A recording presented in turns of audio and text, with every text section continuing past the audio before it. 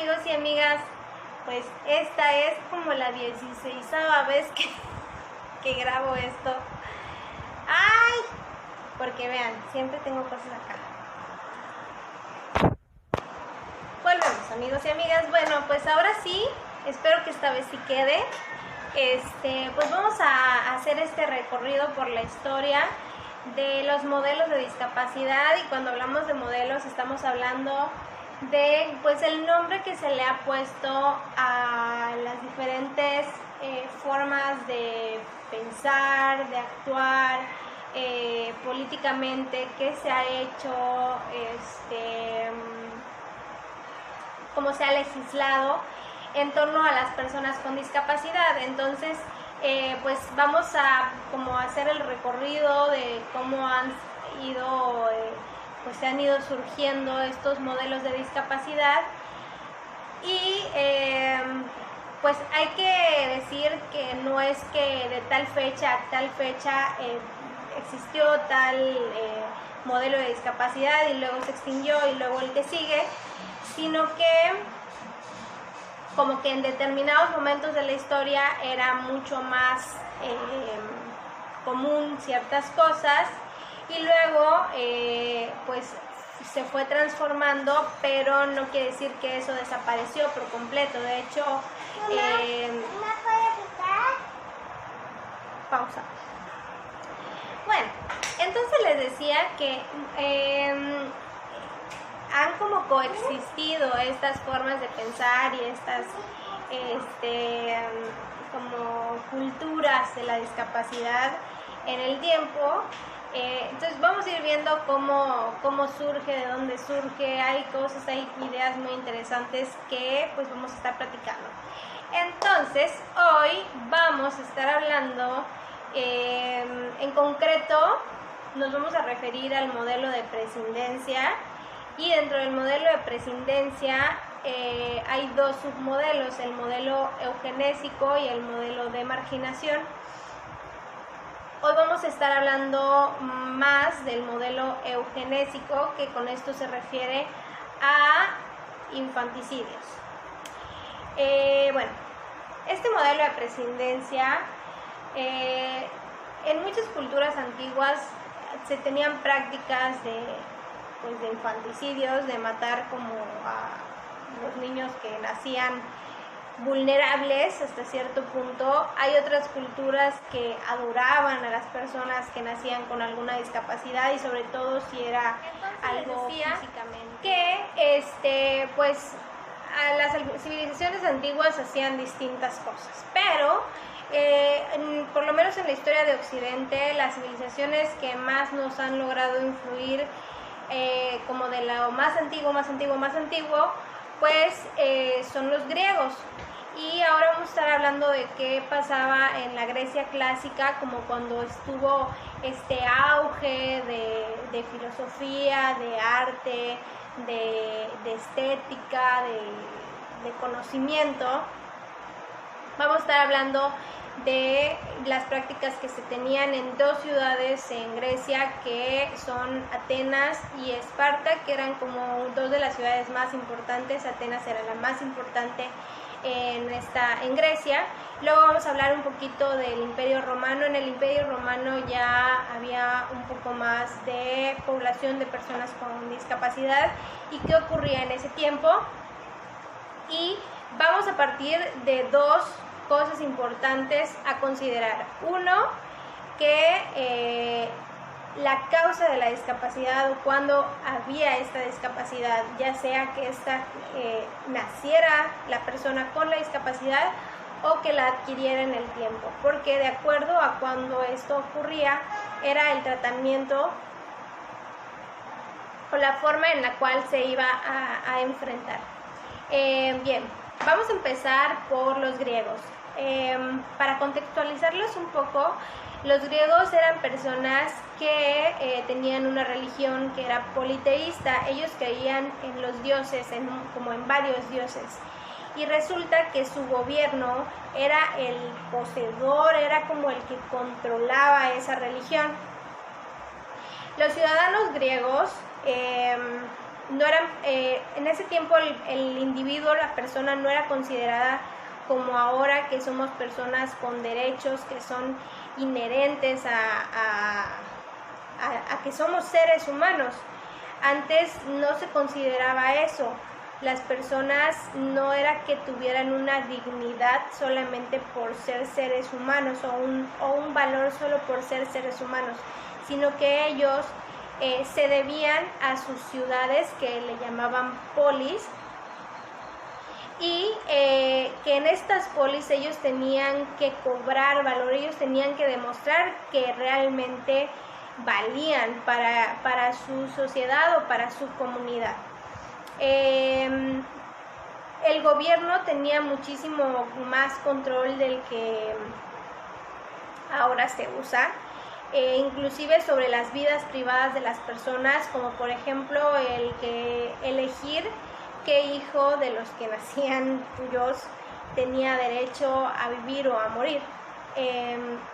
Ellos no podían como tener esa elección, eso era una cosa completamente controlada por el gobierno, entre otras cosas, y la razón es que, como les decía, que el gobierno era como el que tenía el poder de la religión, pues ellos estaban sometidos tanto física como espiritualmente a sus gobiernos, de tal forma que si tú desobedecías algo del gobierno, pues probablemente te ibas a ganar un castigo de los dioses, porque estabas contradiciendo a, no sé.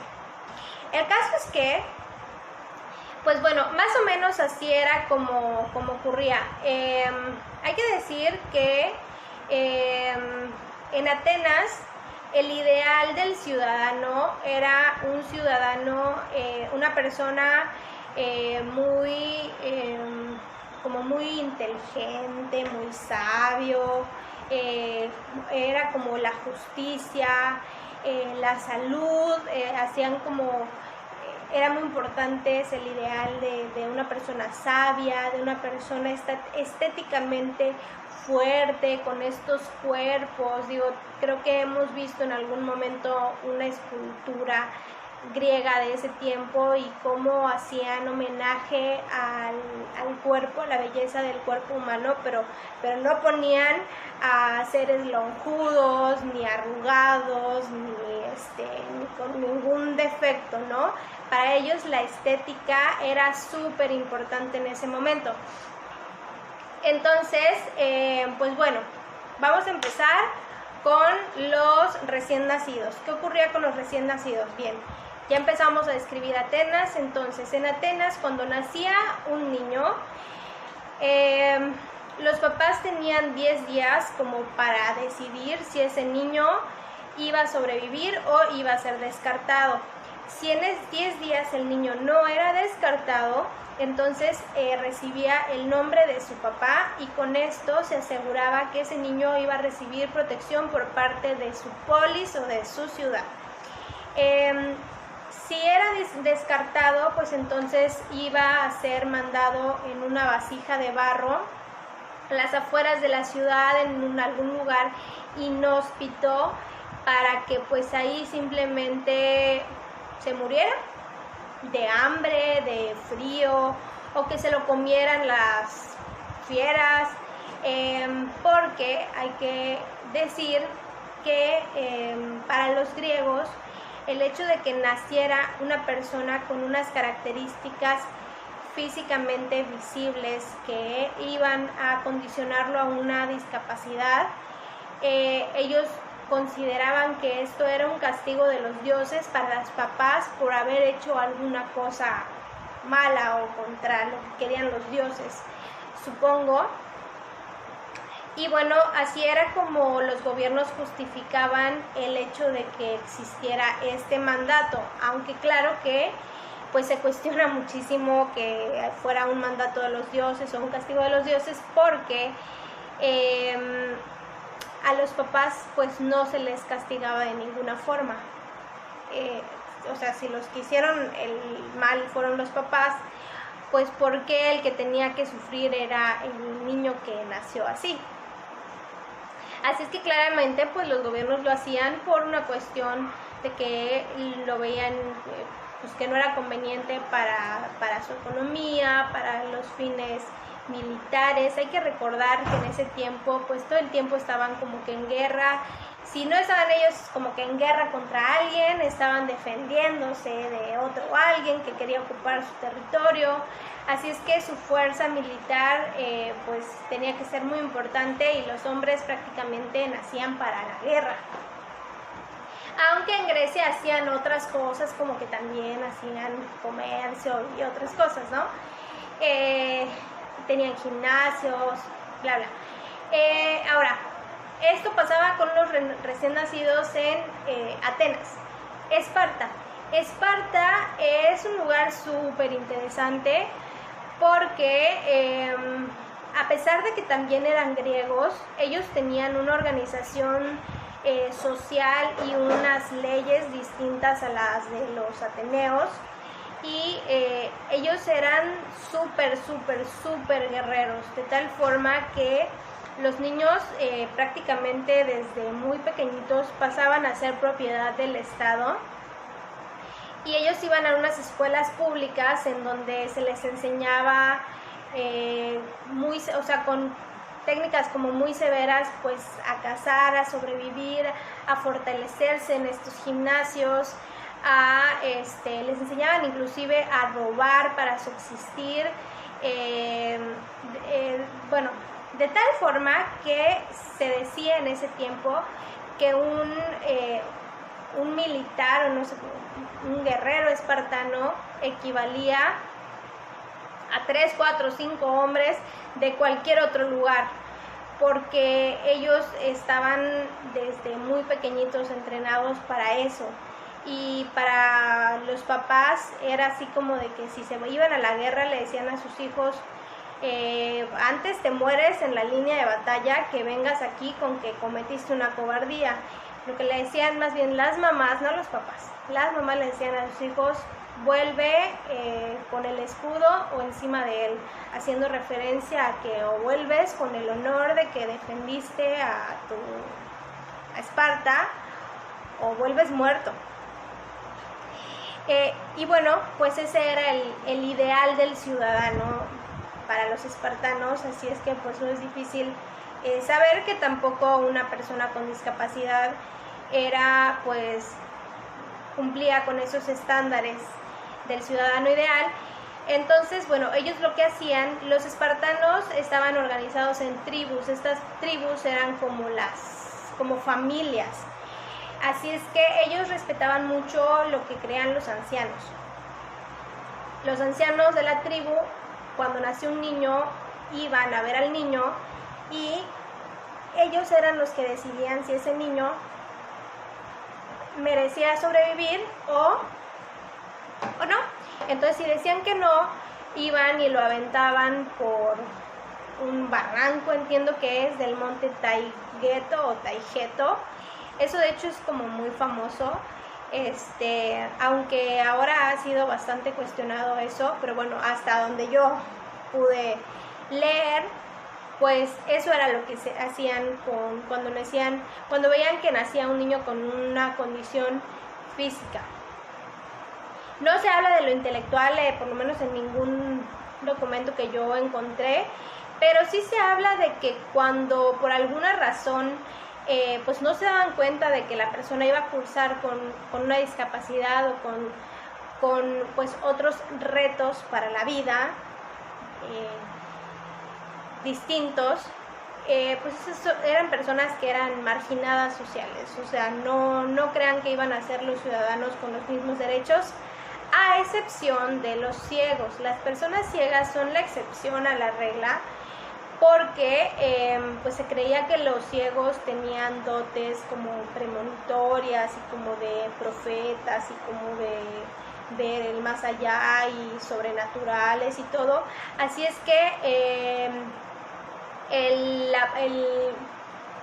la figura social del ciego era un ser superdotado, y pues ese era su lugar en el mundo. Y pues bueno, por lo menos podía sobrevivir, y probablemente también tenía protección por parte de su gobierno, aunque obviamente no lo iban a mandar a la guerra.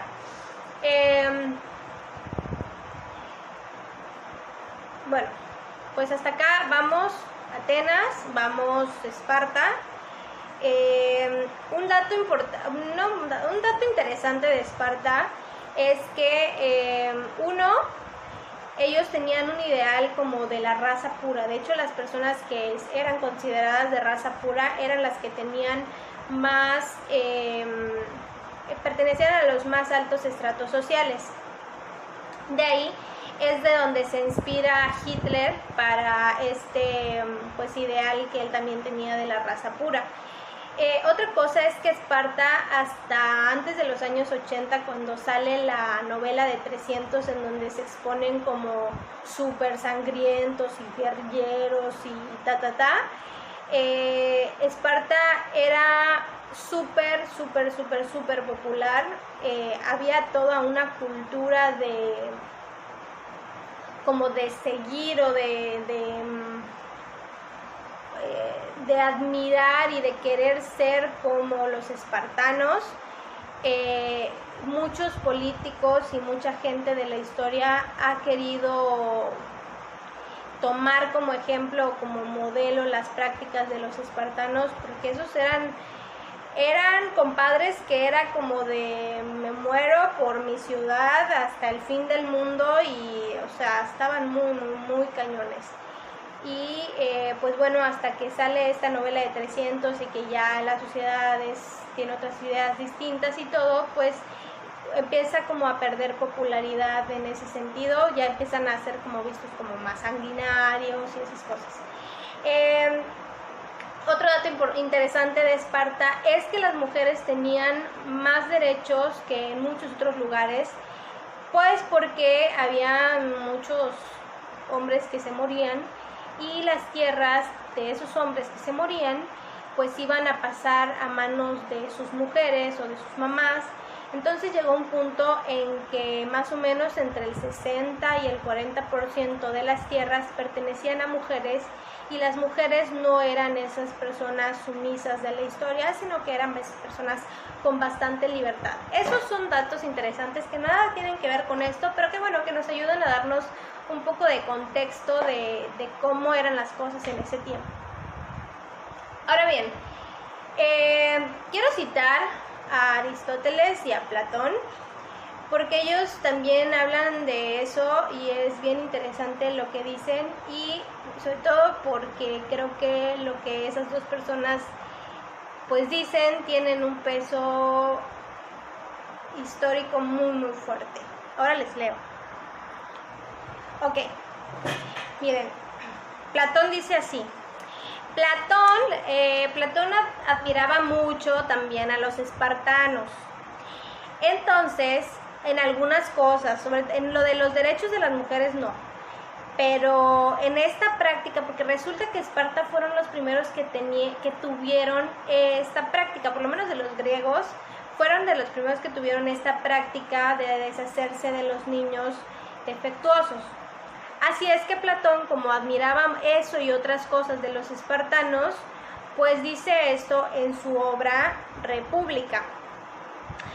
Digo pues que ya ha sido sentado el principio de que los mejores de cada sexo deben unirse con los mejores con tanta frecuencia, y los inferiores con los inferiores tan rara vez como sea posible, y que es preciso criar a los vástagos del primer tipo de unión, pero no del segundo. Si la estirpe se ha de mantener en condiciones óptimas, los funcionarios pertinentes llevarán a los hijos de los padres electos al redil o guardería, y allí los depositarán en manos de ciertas nodrizas que habitarán un cuarto separado.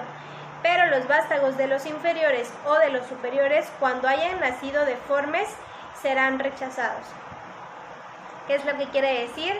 Pues los vástagos son los hijos, los inferiores y los superiores se refiere a las clases sociales.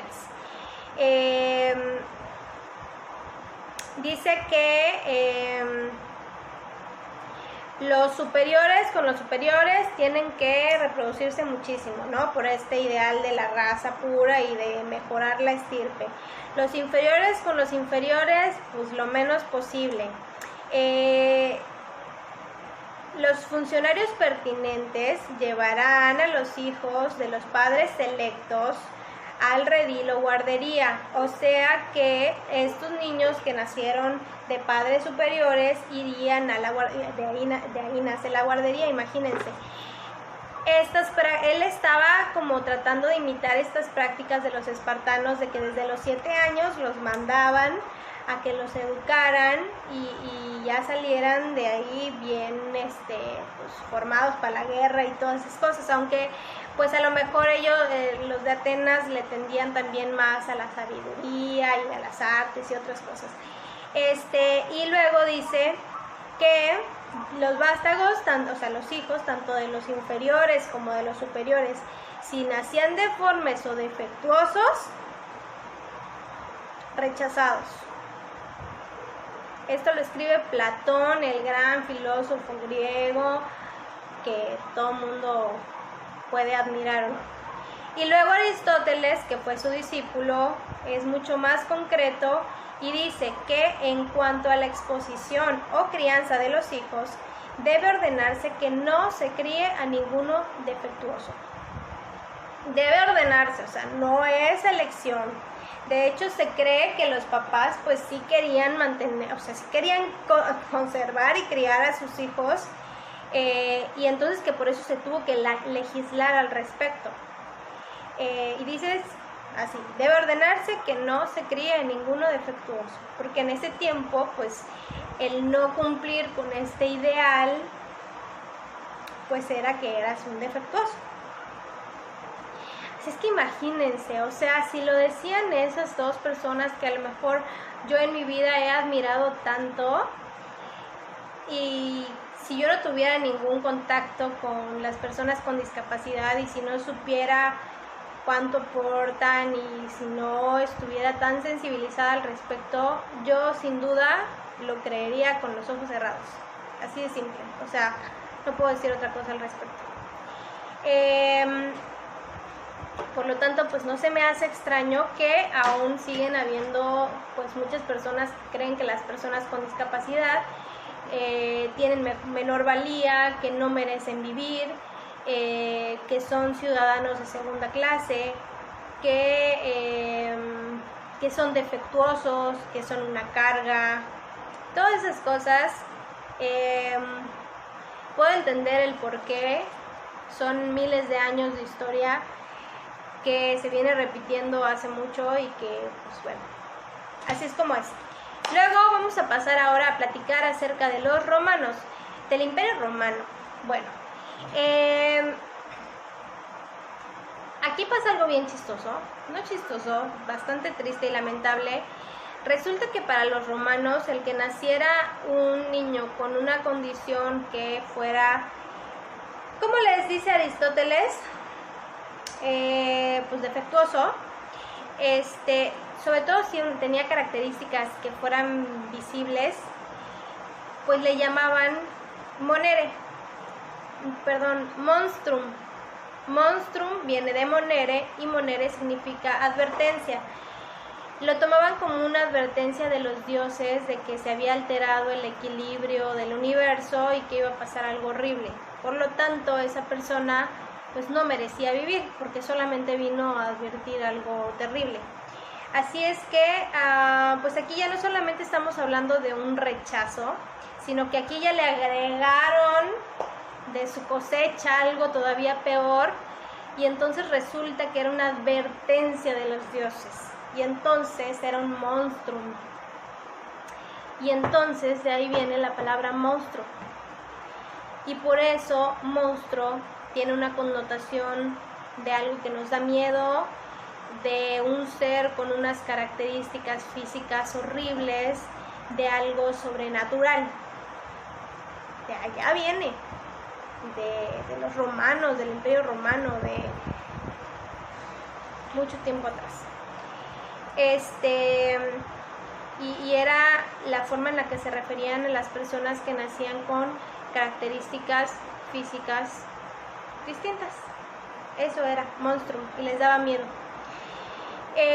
Y luego pues más o menos como un poquito antes de que empezara el conteo de después de Cristo, o sea, podría ser en el siglo I antes de Cristo, por ahí. Pues el Imperio Romano había tenido muchas guerras, estaba muy golpeado, habían pasado muchas cosas, y pues resulta que ya los infanticidios eran una cosa bastante común, porque era una sociedad ya muy golpeada, que no se sentían capaces de cuidar a personas vulnerables, y entonces descartaban a muchos niños, o sea, no nada más con condiciones, con características físicas distintas, sino al que fuera. Y luego llega un emperador que se llamaba Augusto, que estuvo desde el año 27 a.C. hasta creo que el 14 después de Cristo, que dice, no, o sea, espérense, ya la sociedad está muy fea, y trata de hacer algunas reformas para mejorar las prácticas sociales y de ayudar a los más necesitados, pero pues esto no prevalece después de que él muere, y otra vez los infanticidios cobran mucho auge, y lo que hace la gente es que a veces, en lugar como de matarlos, pues hacían lo que los griegos, los abandonaban por ahí a las afueras de la ciudad. Y no sé muy bien si era el gobierno o quién, pero dice que se les mandaban unas nodrizas a rescatar a estos niños. Bien, hasta acá. Entonces vamos a empezar a hablar de qué pasaba con las personas con discapacidad que sobrevivían, que no eran descartadas por la razón que fuera. Pues en Roma, en el Imperio Romano, resulta que los romanos empiezan a tener unos gustos bastante asquerosos y extravagantes, y pues todo surge porque como ya empezaba a haber población con discapacidad, que es más población con discapacidad que sobrevivían, porque eran rescatados por estas nodrizas, pues para las familias el tener a una persona con discapacidad pues resulta que era un motivo de risa, de burla, de diversión para la familia, o sea, era como su juguete. Y entonces la gente rica empiezan a tener como la moda de tener toda una corte de esclavos con discapacidad, sobre todo que fuera físicamente, con lo cual ellos puedan divertirse y humillar, y pues pagaban mucho dinero por tener toda esta gente extravagante en sus cortes, y pues los exhibían en sus fiestas, y eso los hacía ser muy cool, y los humillaban y se burlaban de ellos, y esa era como la forma de subsistencia que tenían estas personas que nacían pues con alguna característica física, y se habla incluso del enanismo. Por eso no se me hace tan extraño que ahora todavía nos siga siendo como muy chistoso tener circo con enanitos y cosas. Pues el circo es el circo romano, ¿no? De ahí viene. El caso es que pues bueno, pues así hemos sido como humanidad.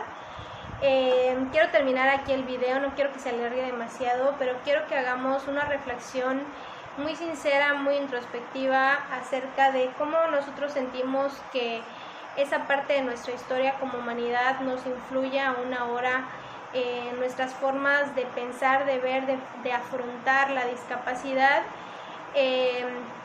Si nosotros nos sentimos distintos sobre si la persona nace con una discapacidad o si la persona en el tiempo la adquiere, si tenemos opiniones distintas sobre su valía, por ejemplo, como personas, sobre lo que pueden aportarnos o no, si estamos o no de acuerdo con que el hecho de que una persona tenga unas características, llámese físicas o de cualquier tipo distinto, pues pueda ser gracioso,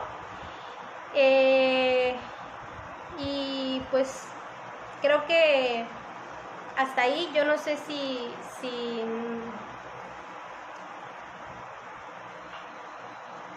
no sé qué decir.